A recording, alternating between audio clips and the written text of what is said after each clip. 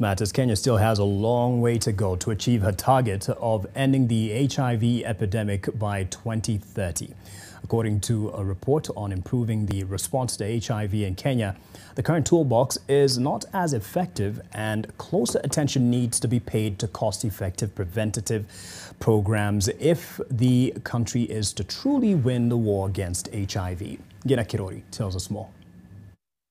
Since the first case of HIV in Kenya was reported, which was believed to be in 1984, the virus has significantly evolved and had a large impact on society and science. Kenya remains fifth in the world in terms of the number of persons living with HIV, which was estimated at 1.4 million in 2018.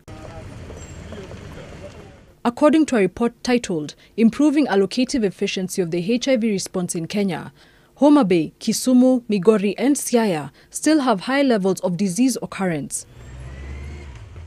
Furthermore, since 2018, 43% of all new HIV infections were estimated to have occurred in only 5 counties: Nairobi, Homa Bay, Kisumu, Siaya and Migori. Female sex workers in Nairobi have had the highest respondent-driven sampling estimate for HIV prevalence of any other group. While Kenya has increased expenditure on its response to HIV in the past decade, it is still heavily reliant on external donor funding.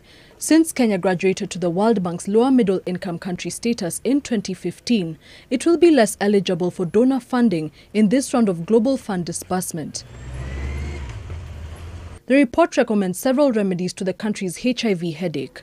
Reallocate the latest reported HIV budget and prioritize the scale-up of care and treatment, as well as cost-effective preventative programs to minimize the number of new HIV infections and HIV-related deaths.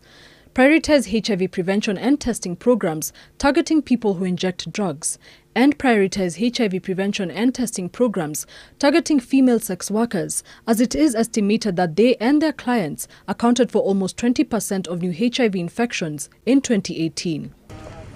The report conducted by the National AIDS Control Council, the World Bank, among other players, states that a commitment must be made to increase domestic HIV financing to 50% of the total program budget to ensure that the country's response to HIV is as effective as possible.